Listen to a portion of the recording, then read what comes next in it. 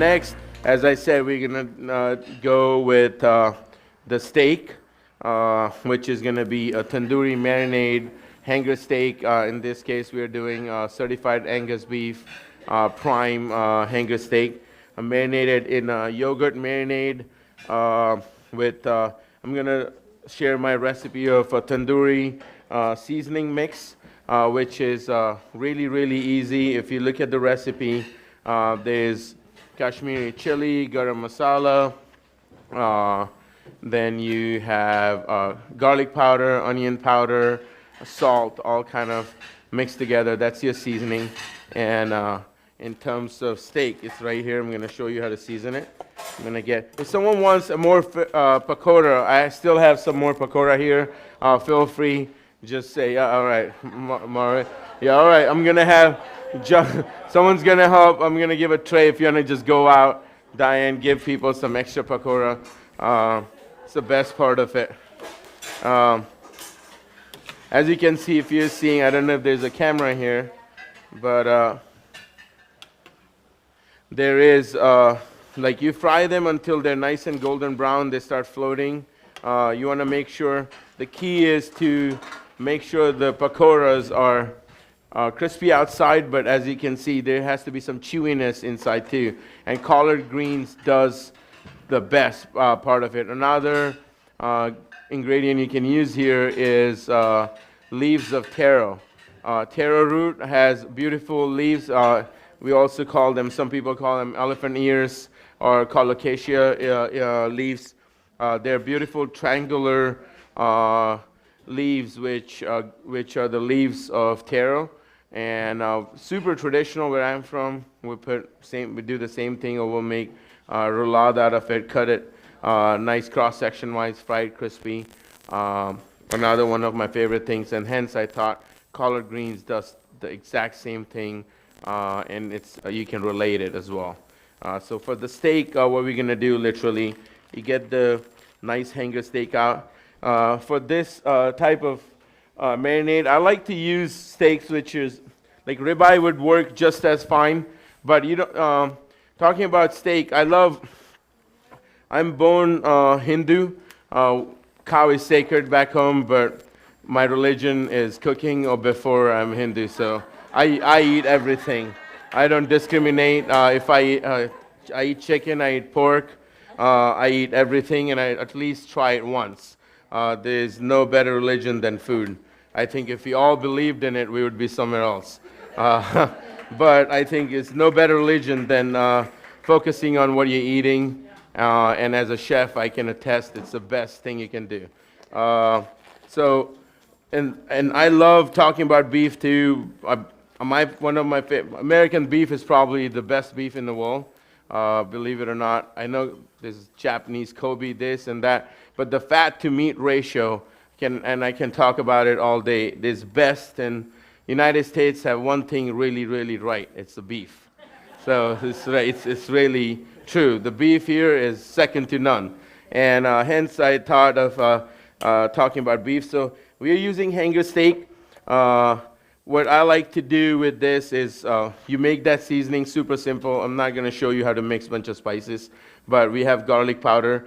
I like to use granulated garlic and granulated onion powder, because if you use just the onion powder or garlic powder, it tends to be super sticky, and when it's granulated, it's not completely fine powder. It's more, as you can see, I can move it. If it was garlic powder, it would be dusty all around, and it doesn't crust the steak as good. So you take that tandoori spices, and then you literally take it. That has salt, black pepper, coriander powder, garam masala. You crust the steak really nicely all around the steak. And you can marinate this steak a night before or even a day before. The more pakoras are coming your way too. You can snack on while you're watching me season the steak here. So don't be shy. In any time you're doing, doesn't matter if it's tandoori steak or not. Anytime you're dealing with a big piece of meat, steak, ribeye, New York strip, be generous on the salt and pepper. Unless you don't want to eat a lot of salt or pepper, like to get that nice crust, I like to use kosher salt, which has a little coarse grind that coats the steak. Also, when you grill the steak or if you sear the steak, it gets that nice crust on it. I personally love putting lots of salt, pepper. Sometimes if you want to get adventurous, you can do ground coriander seeds, crust it with the steak, and then season it. So here what I did is literally made the tandoori spice, and then on the same recipe you have a yogurt marinade. So it's yogurt. If you don't get your hands on a whole milk Greek yogurt, take a yogurt, put it on a strainer with like a little cheesecloth for a few hours. You want to take yogurt for this recipe where there's not a lot of whey in it. So you want to remove that whey and get that like almost like labneh. If you know labneh, it's like a hung yogurt with the whey is removed, and you kind of want to spread that onto your steak. So what we did with this marinade is took the yogurt, mixed it with ground garlic, ginger, garam masala, Kashmiri chili. Kashmiri chili is chili powder, which has on a scale of 1 to 5, it's 2. That's me. But I'm not like someone who eats a lot of spice or a lot of like hot food. But everyone has a different tolerance for spices. So Kashmiri chili is mild. You can even use smoked paprika to mimic that grill flavor. Some of the Spanish smoked paprika is one of the best ingredients you can find because those things are smoked in the fields. And one of the best paprika, I think, one of my favorite ingredient is Spanish smoked paprika. And you can use that and create, like, everyone has, that's one of the ingredients you want to have it on your hand to create, to get flavor which brings to your table, which it almost feels like you've been cooking something for hours. And smoked paprika is one of those ingredients. So smoked paprika, garlic, onion powder, you kind of mix all of that together, and then that's your seasoning. And then in yogurt marinade, it's all those ingredients with yogurt, and one of the most important ingredient in that is dried fenugreek leaves. Dried fenugreek leaves, when it comes in contact with anything dairy like yogurt or butter or ghee, a lot of its properties, like aromatic properties, come out. And I'll tell you, when you eat butter chicken at Staj or Ela, that aromatic or that like wanting to have more butter chicken and more butter chicken, you guys can't stop. Seriously, I mean, we sell so much butter chicken. It's like sometimes I don't even want to look at it. But yeah, we make a lot of butter chicken. I think there's enough butter chicken in Palm Beach County's blood right now. I'm serious. But then you put this yogurt all over the steak. Chris is grilling the steak back there right now, unless he's done. But what do? You make this marinade, and then you literally smear it all over your whatever choice of steak. Here I'm using hanger steak. Another a tip here is don't always go for that ribeye or New York strip or fillet unless you really want to eat lean, or if you want to there's so many different cuts of beef. I can tell you, like hanger steak, or look for there's sirloin, top sirloin. It's a great steak to look for. Ribeye, New York, and fillet. Those are like always going to be the most expensive cut of meat. But like the sirloin flap, which has a lot of flavor. Hanger steak, which is I think more tender than fillet and half the price. Because right where it is, it has a lot of that beefy flavor, super tender, and has nicer marbling, and I think has better flavor than fillet. So right here, I kind of like smeared that yogurt all over, and then you can marinate this steak ahead of time, 10 to 12 hours, even up to 24 hours. Leave it in your cooler, and take it out room temperature few hours before you're gonna grill it. and then grill it to medium rare, whatever you like. What's going to happen with the yogurt? It caramelizes as you grill the meat, and it also creates really nice crust onto the meat. All of them are different parts, different sides. Hanger steak is literally hangs inside the cavity, right, like, and it's closer to the lot of offals. And skirt steak is on by the rib side of it. So they all are from different sides of the beef, or primals rather. And skirt steak, for an instance, is a steak you can grill it. Great for skewers. Used to be really cheaper back in the day, and now it's like getting a prime skirt is almost, you can't find it. And what's the other one you said? Flank, yeah. So flank and hanger are comparable. Hanger is more tender. Flank is, you really have to like that chewiness in the steak. It's not as tender as hanger. Yes. Like for each, like about 2 to 3 tablespoons, enough to coat the steak. So if you're doing a ribeye, go ahead and put more marinade over it. And ribeyes could be marinated. If you're doing a thick ribeye, you can marinate it 2 days before and leave it, because what yogurt does is also is a tenderizing agent, because it has the lactic acid. It kind of makes the meat more tender. But if you marinate it way too ahead of time, you might discolor your steak. So it's good and not bad, but be ready to have really tender steak, but not the most red steak when you cut it. You can do the same with the chicken. You can use that same marinade for tandoori chicken. That's what we do at Ela. Coat that marinade onto the chicken, grill it. It will get a great results. And you can use the dried fenugreek leaves in a lot of different recipes. Say for an instance, you're making a tomato sauce. Right when you put your oregano and everything, try putting a little bit of dried fenugreek leaves, and you'll have a complete different version of a tomato sauce. Leaves. The seeds are great, but seeds you have to use very sparingly. Seeds, a few seeds go a long way. Fenugreek seeds could be super bitter. I like to sprout them. There's some recipes will put them in it, but a teaspoon goes a long way. But fenugreek leaves you have to use I think in this recipe it's like a 1/4 cup or a 1/2 cup. You have to use more of it. Leaves are not as potent as seeds, but seeds can literally,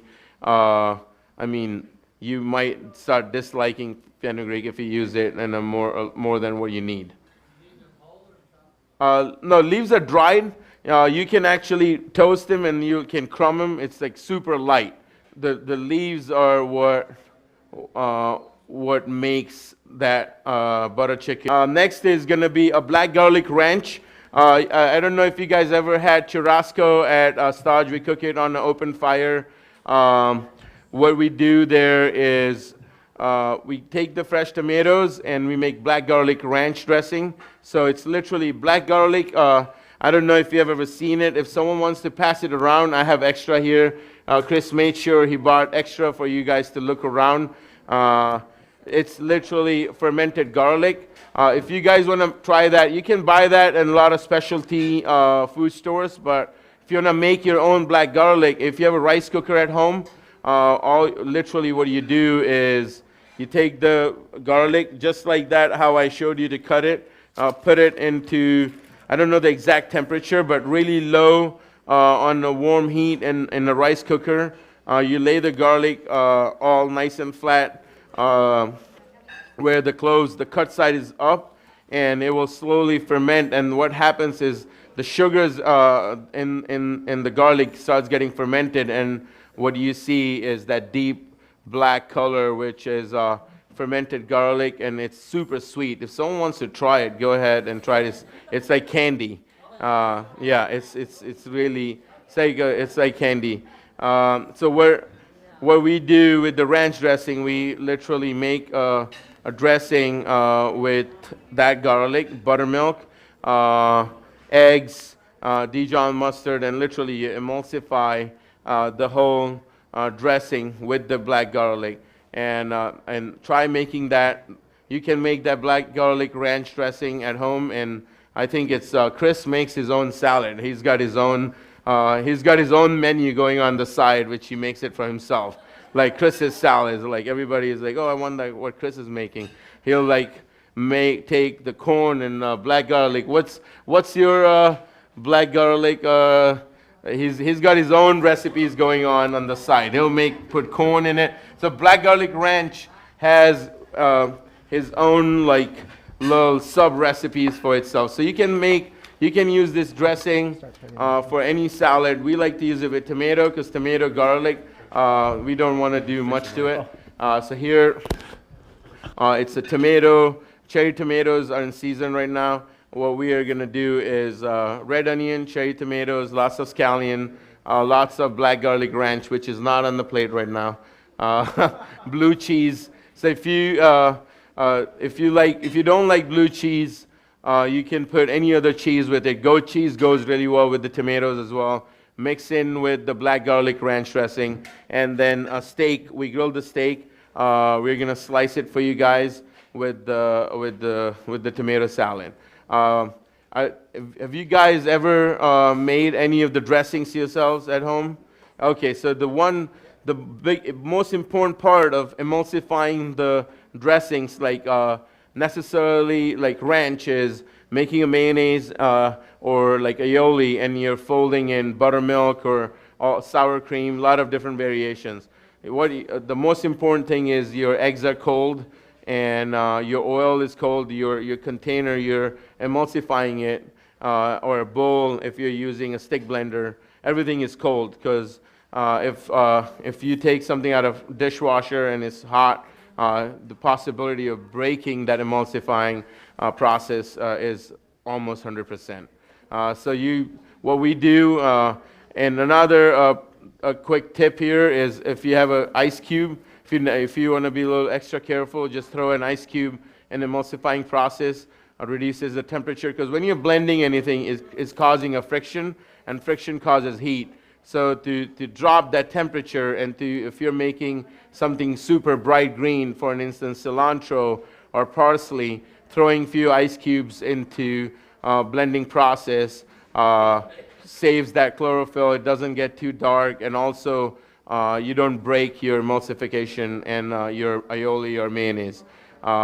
So my quick thing is, you start with acid, like lemon juice, vinegar, whatever you're blending it in it, like say for an instance cilantro, in this case black garlic, salt, pepper, put everything together, blend it, make a smooth paste of it, and then add egg, because now you're not making that egg warm with that friction, and then start putting oil in a stream, and then we finish it with the buttermilk in this case, and that's how we make our buttermilk ranch dressing.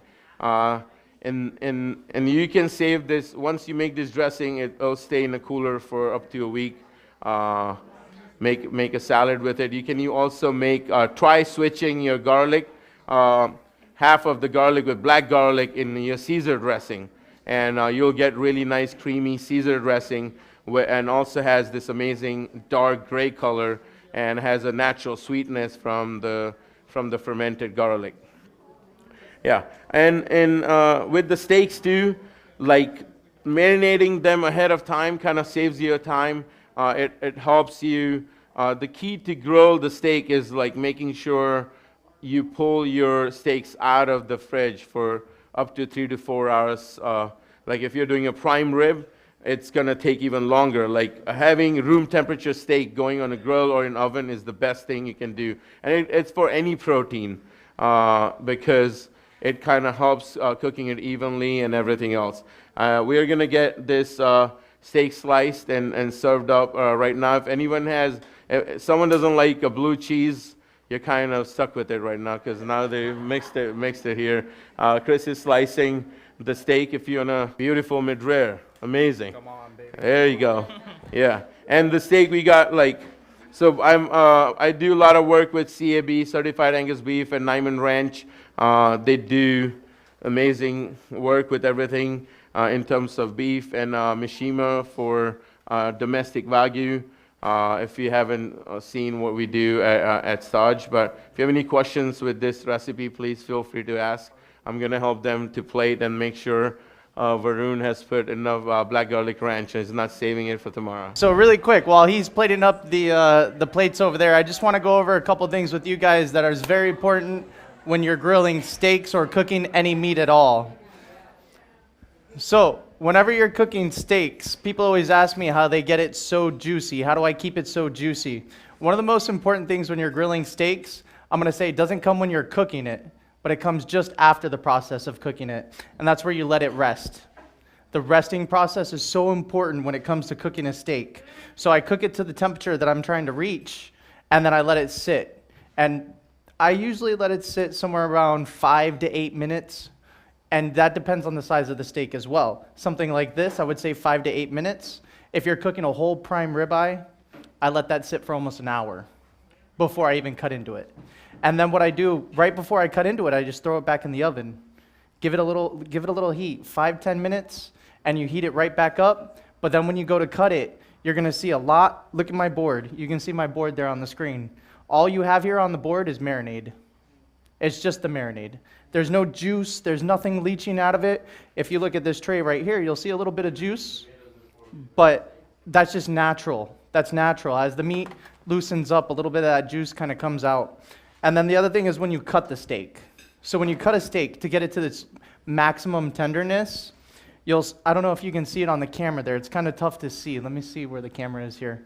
So the meat, the strands are naturally running this way. So what I'm going to do is I'm going to cut it this way, against the grain. When you cut it with the grain, what you're doing is you're making your teeth work harder as you bite through that steak, because now you're trying to cut through those grains. Where if you slice it to where you cut through those grains, then when you go to eat it, you have a lot less work to do with your mouth, and you let your knife do all the work. So basically, this isn't the best knife for this, but it still cuts pretty good. So what I'm doing is I'm just going, I have the grains running this way, and then I'm cutting it this way, so that I'm breaking those grains, so that as I go to chew that steak, your teeth work less, your knife works more. Okay? Just a little friendly tip I just wanted to share with a lot of people, because they always ask me, how do you get it so tender? How do you get it so juicy? And it's all about the resting process and then how you slice that steak.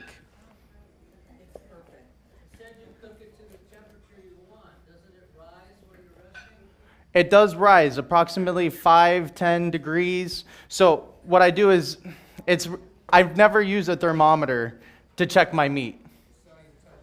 I mean, I've cooked thousands and thousands of steaks, but when it comes to like what I'm trying to reach it, and it also varies with the different steaks that you use as well. This is a little bit of a higher fat content steak, so what it's going to feel is it's going to feel a little more loose. Say if you're looking for medium rare, it's going to feel like it's almost like it's raw. But as you let it rest, it kind of cooks up those extra degrees, and then when you go to cut it or reflash it to get it hot again, you get those extra degrees back up, and then you cut it, and it ends up being that perfect medium rare steak. Whereas if you're cooking something like, let's say a filet mignon or a tenderloin, that when you cook it, it's almost going to feel like it's a little bit of over what you want it to be. You understand? Right? So, exactly. You want to pull it off when it's like, I would say 5 to 7 degrees less, and then you're going to pull it off, you're going to let it kind of rest. And what that resting process does, it allows all those juices to be reabsorbed back into the meat. Oh, I got you, chef. Is there another tray back there? Yeah, right. Oh, beautiful. There we go. Yep. Like people saying at Staj, like, how come the steak here tastes better than a steakhouse they've been to? It all because, one, we don't cut back on like the quality of the meat. Most steakhouses, I'm not talking bad about any steakhouses, but steakhouse is always going to try to go, because they serve thousands and thousands of pounds of meat, $1 a pound here and there changes their budget. At Staj, we have certain amount of steak on the menu, and we like to serve, and it's open fire makes the whole difference. And hence we wanted to share the recipe for this steak, since Kai Kai Farm back there has And I was asking, what's his name again?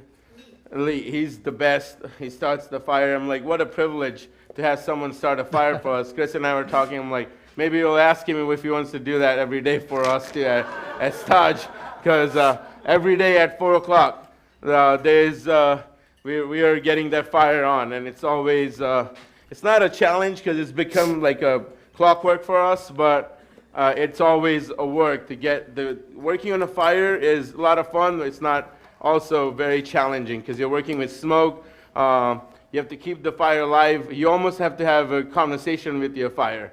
And when you work that fire every day, you're communicating. You want to make sure there's heating spots, there's extra hot, there's less hot spots, there's like warmer spots. You kind of want to gauge your fire station every day, and it's believe it or not, like I put that fire station on wood fire grill in Staj because I love fire, and it's like it is nothing better than open fire cooked steak, and that's what you're trying right now.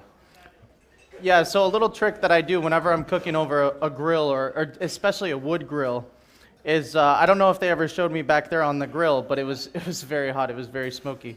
But I'm glad they didn't because I was crying a little bit. But you basically want to take your hand and you want to hold it about 6 inches above that fire.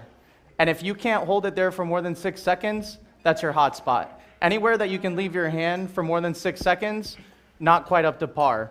And then a little trick whenever you're grilling the steak is if you go to lift the steak up and turn it, if it sticks, it's not ready. You got to let the steak develop that natural caramelization on the outside. If you'll notice on the meat that you're being served right now, there's pretty nice grill marks on there. And a lot of that is because you just have to wait. You have to let the meat sit. You have to let the meat caramelize on its own. That's called the Maillard effect. And what that is taking the natural sugars in the meat and it's adding that caramelization, which adds a lot of depth and flavor. I just added a little bit of ghee on top of it because with this particular steak, we call it our Tandoori steak. We add the steak seasoning. Did he show you guys the steak seasoning while I was back there? Okay, so we have the steak seasoning, so we season the steak really nice, and then we have the yogurt marinade, the Tandoori yogurt marinade. So because that yogurt marinade, it's high fat content, helps a little bit to reduce the sticking, but we do add a little extra fat, so I add a little bit of our house-made ghee just right on top to help prevent it from sticking. And then, like I said, it's very important that you also put it in a spot that's very hot. You don't want to put it in a spot that you can hold your hand there for more than 6 seconds. Like I said, if they would have showed me, I was back there constantly going like this to see where I'm going to drop my next steak. And that's how I know if the spot's too hot, I can't keep my hand there, boom, that's where the next one goes. And that's the only way that you're going to get it to caramelize fast enough without the steak sticking to the grill. Otherwise, what's going to happen is you're going to be sitting there and you're going to be waiting. You're going to say, oh, Chef Chris said if you can't lift the steak, if it sticks, it's not ready. But if you drop it in too cold of a spot, it's going to stick, and it's going to stick until it's a medium steak on one side. And then by the time you go to flip it, you're going to say, where's the caramelization? Why is this steak coming out medium well done? I don't eat my steak. I don't know about you guys. Okay, so very important that you're constantly looking for that hot spot, and that's where you want to drop your meat.